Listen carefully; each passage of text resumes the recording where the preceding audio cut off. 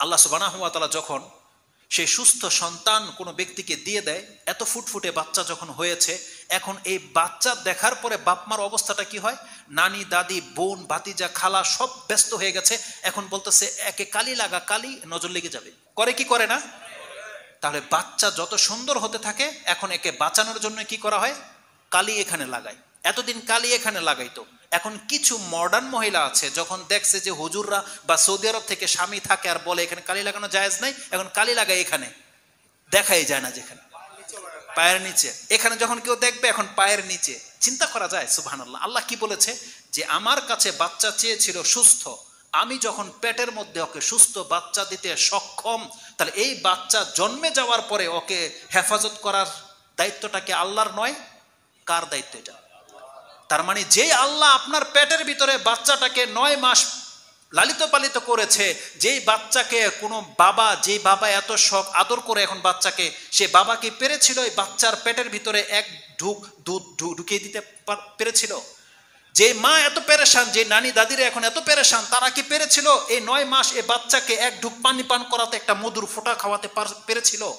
কে পেলেছে তাকে 9 মাস এই পেটের ভিতরে?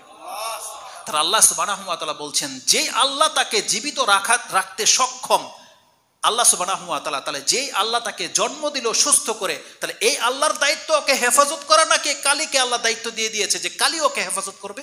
কে করবে?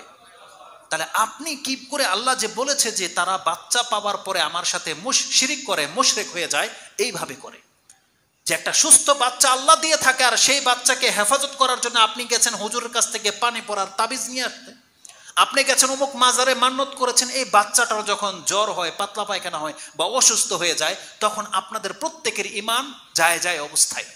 কেউ বলেছে অমুক মাজারে আমি একটা মান্নত করে নিলাম খাসি, নানি বলতেছে ওটা তো হবে না, আমি সিলেট মাজারে যাব। কেউ বলতেছে আমি আজমিরে যাব। বলে কিনা? একটা বাচ্চাকে কেন্দ্র করে কতগুলো মানুষ মুশরিক হয় আপনি একবার চিন্তা করে দেখেছেন? চিন্তা করে দেখেননি।